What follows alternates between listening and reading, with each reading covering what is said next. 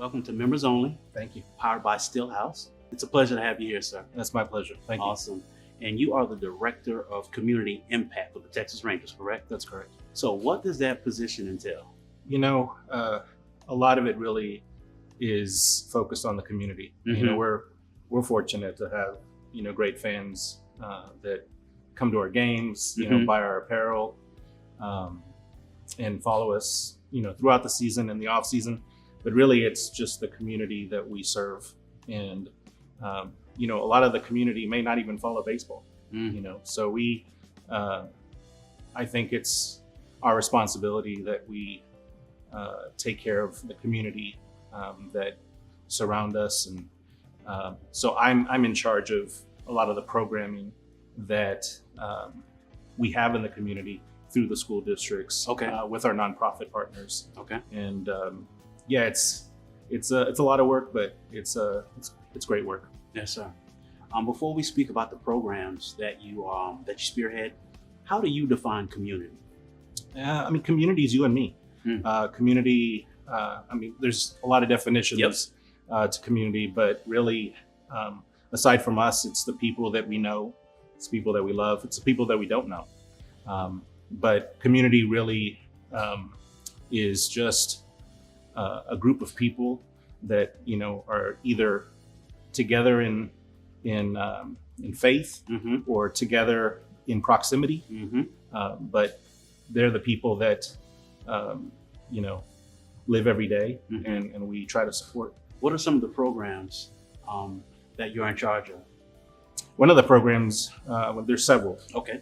but one of the programs that I'm really proud about is something we just started this past year called the Charlie Pride Fellowship Program. It is a program that really is meant to increase diversity, equity, and inclusion Mm. in Major League Baseball, more specifically to the Texas Rangers. So we selected 5 young interns, Okay. that came from all over the country.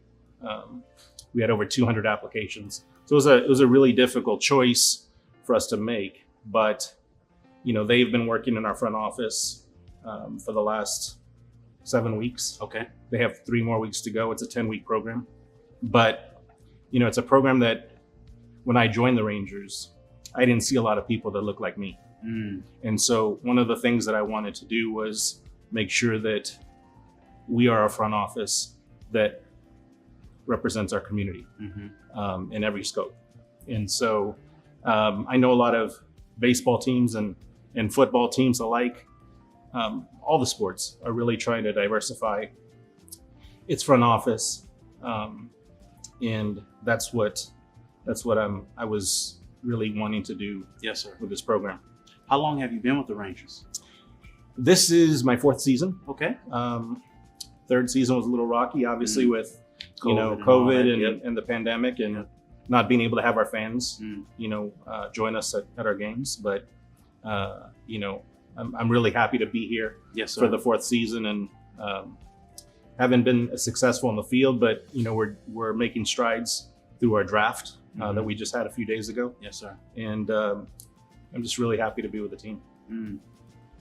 What is your vision, your personal vision for the community and your role? Because I know working for the Rangers, there's probably a certain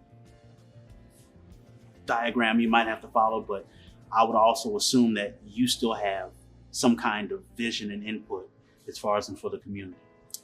Yeah, when I was hired to take this position, I had my own plans. Yep. And fortunately, our ownership group has really allowed me to follow through with that plan. Mm-hmm. Obviously, COVID put a hold on some of those things that I wanted to do, Mm-hmm. but I think a lot of it was really about recovery and making Okay. sure that our community was taken care of, Mm-hmm. providing the resources that they needed to get back, on track.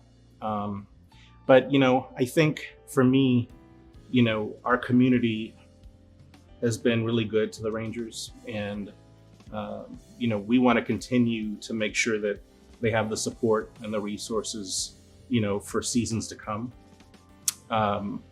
One of the things that we did a few years ago was we built a youth academy in West Dallas called the Texas Rangers Baseball Youth Academy. And we wanted to make sure that young people of color, we were bringing them back into baseball. Because, I think the popularity of the sport had been dipping a little bit, especially in the inner cities. And so my dream is to one day bring a youth academy to Fort Worth. So that's part of the plan that I have. Okay. And I think we're going to make that dream come true. Outside of the position that you hold at Texas Rangers and the work that you do for the community, what's your passion in life, Ray? My passion in life really is to make sure that we listen. We do a better job at listening. It's an art to listen. It's very difficult. It's very difficult.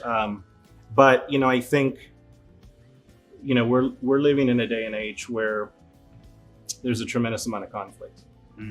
People have different beliefs. Yep. And I think that we're not doing a good job at listening to everyone. And my passion is to personally do a better job at listening, not just to our community, but to friends, to family, to people that I don't know, and hope to get a better understanding of, how they've lived their lives, some of the experiences that they've gone through. And that's a passion of mine, is to make sure that, I'm doing the best that I can to listen and not talk while they're listening. I tell people a lot, because I talk to a lot of people, Mr. Ray, and lately the topic of listening has been coming up. And if we're not listening to other people, to our friends, even to ourselves to a degree, there's a lot that will be missed, And like I just said, it's an art to it. Not everybody knows how to do it, And my hat goes off to you that you said, hey, I want to do a better job at listening, because that's everything to me. What do you think communities are missing these days?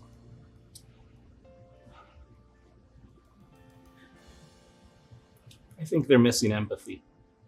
I think not enough people outside of certain communities are empathizing with their plight. And I think aside from listening, I think empathy is an art. I think there's something that we've lost as a society.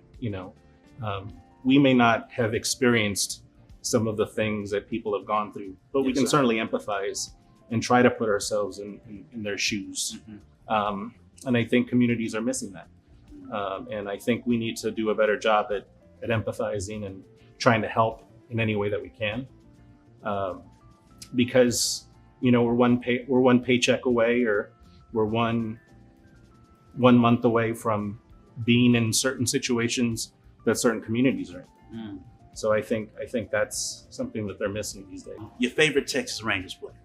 Oh, yeah, gosh, I would probably have to say Pete Incaviglia. He's a player that I grew up watching as a kid. Okay. I wore number 29 in Little League because of him. He was a power hitter. Struck out a lot. Yep. But he was somebody that I emulated in the field. So, and I have great memories of going to Arlington Stadium as a kid with my father. But he's somebody that I really enjoyed watching. Interesting. I had a Nolan Ryan jersey a long time ago. Is that right? Long time ago. And I haven't really purchased any sports memorabilia lately, but I think I'm going to get some more Ranger memorabilia for sure. And we'd love to have you at the ballpark. Hey, let's make it happen, Mr. Ray. You're invited. 10-4. Awesome. I want to give a cheers to you for all of the work that you do for the community, the things that you have done in the past, the present, and the future. The best is yet to come, because community is everything. If you don't have a community, what do you have? Right. Cheers to you, Ray Casas. Cheers to you. Yes, sir. Thank you. That's interesting. That's very good. It is. I love it. Thank you. That's the Still House with the apple soda. That's delicious.